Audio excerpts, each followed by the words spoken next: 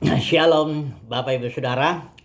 Renungan kita pagi hari ini mengenai Imam Eli yang tertulis dalam 1 Samuel.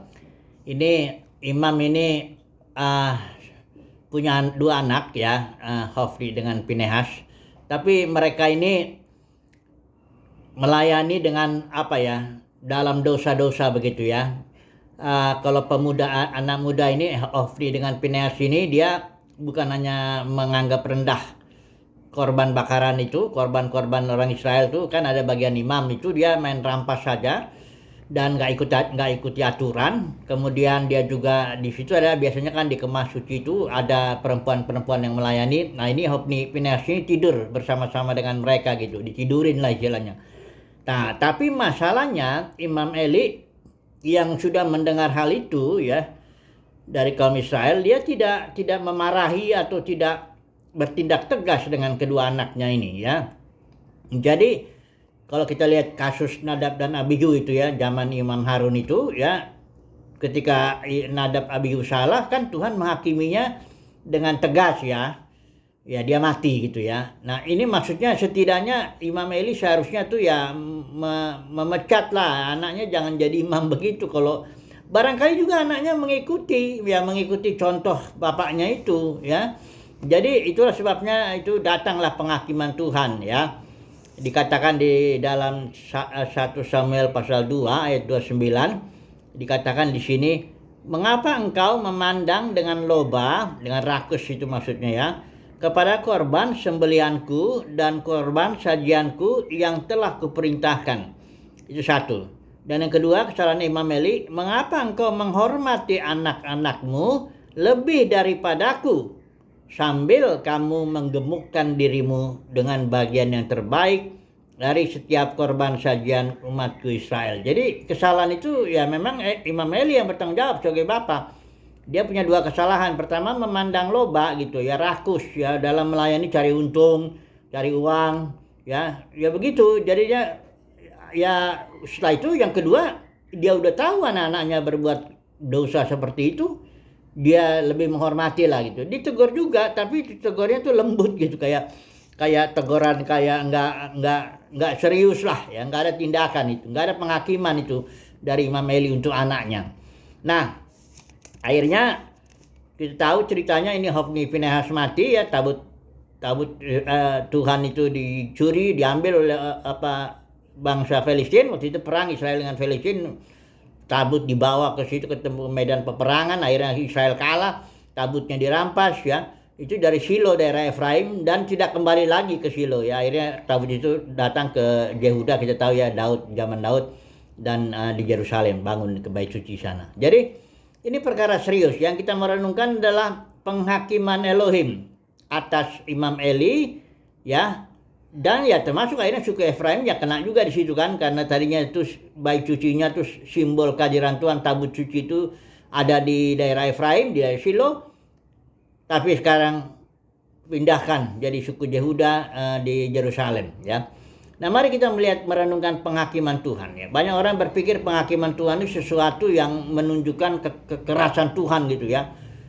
Ngeri gitu ya ngelihat penghakiman Tuhan ya. Misalnya contoh Nadab dan Abihu mati ya ketika dia melayani karena mempersembahkan api asing.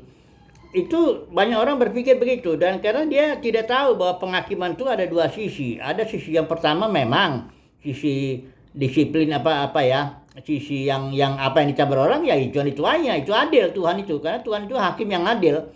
Nah, jadi apa yang ditabur ya itu yang dituai. Nah tapi ada sisi kedua, yaitu koreksi, memperbaiki, yang itu penghakiman membuat orang mengenal kebenaran. Coba dulu saya baca ya, Yesaya 26 ayat 9 bagian bawahnya itu. Sebab apabila engkau datang menghakimi bumi, maka penduduk dunia akan belajar apa yang benar.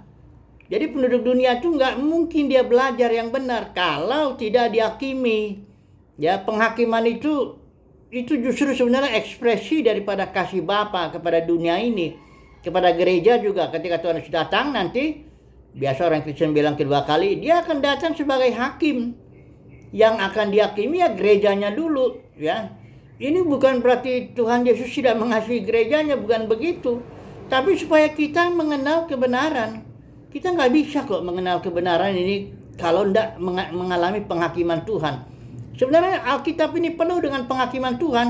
Yang paling besar itu kan air bah itu kan jadi bumi lebih bagus itu. Tadinya udah rusak begitu Nuh yang akhirnya diselamatkan 8 orang, kan bumi lebih bagus lagi ya. Kemudian penghakiman salib itu pun penghakiman ya penghakiman atas dosa seluruh manusia, tapi ditanggungkan kepada Yesus ya. Dan akibatnya setelah Yesus itu dunia sejarah berubah itu jadi tambah bagus ya. Kemudian nanti ada lagi penghakiman yang terakhir, lautan api, kematian kedua yang mematikan kematian pertama itu. Itu juga akan mengantarkan kepada langit dan bumi yang baru. Jadi penghakiman itu sangat perlu ya. Tanpa penghakiman kita nggak tahu mana yang benar, mana yang enggak, mana kebenaran, mana yang kayak sekarang lah dalam kekristenan. Siapa yang tahu mana yang benar, mana yang salah? Semua orang punya pandangan, ini yang benar, ini yang diberkati, ini yang hamba Tuhan, ini yang sukses, ini yang... Tapi kan nanti kita lihat ya. Mari kita baca dulu coba. Kita semua akan dihakimi ya. Mari kita baca dulu 1 Korintus pasal 3 ayat 13. Sekali kelak pekerjaan masing-masing orang akan nampak. Ini pelayanan orang ini ya. Pelayanan kita semua. Karena hari Tuhan akan menyatakannya, sebab ia akan nampak dengan api, dan bagaimana pekerjaan masing-masing orang akan diuji oleh api itu. Jika pekerjaan yang dibangun seseorang tahan uji, ia akan mendapat upah. Jika pekerjaannya terbakar, ia akan menderita kerugian, tetapi ia sendiri akan diselamatkan, tetapi seperti dari dalam api.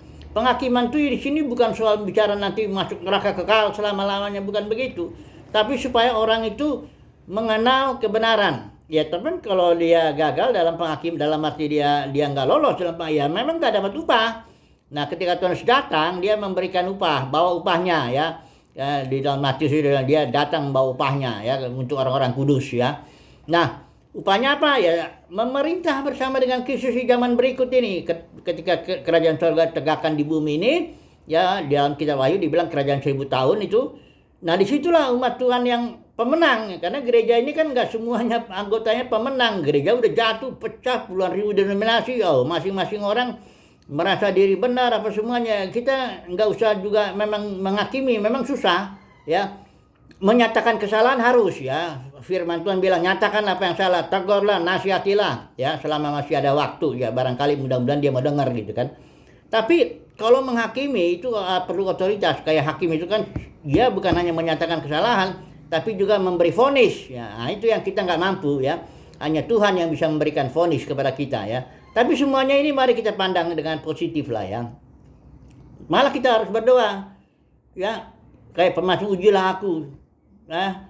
Datanglah Tuhan Yesus ya. Hakimilah kami semuanya supaya kami mengenal kebenaran. Gereja ini kan kalau nggak dihakimi wah repot ya. Tapi puji Tuhan lah ya, kita nantikanlah ya kedatangan Tuhan. Kita rindu Tuhan Yesus datang sebagai hakim. Dia akan menghakimi kita semua sehingga kita akan mengenal kebenaran ya. Coba dulu kita lihat dulu satu ayat terakhir yang barangkali 2 Korintus pasal 5 ayat yang ke-10. Sebab kita semua harus menghadap tahta pengadilan Kristus supaya setiap orang memperoleh apa yang patut diterimanya sesuai dengan yang dilakukannya dalam hidupnya ini, baik ataupun jahat. Semoga kita mendapat kasih karunia lah seperti Paulus ya, di akhir kehidupannya dia bilang, aku telah mencapai garis akhir, aku telah memelihara iman, aku telah mengakhiri pertandingan yang baik. Sekarang tersedia bagiku mahkota kebenaran yang akan dikaruniakan Tuhan kepadaku oleh Tuhan hakim yang adil. Dia bilang hakim yang adil itu ya. Jadi semoga lah kita mendapat kasih karunia untuk menjalani kehidupan kita ini dan mengakhirinya dengan baik. Dan ketika hakim yang adil itu lihat perjalanan hidup kita, dan dia memberikan kepada kita mahkota kebenaran. Haleluya. Amin.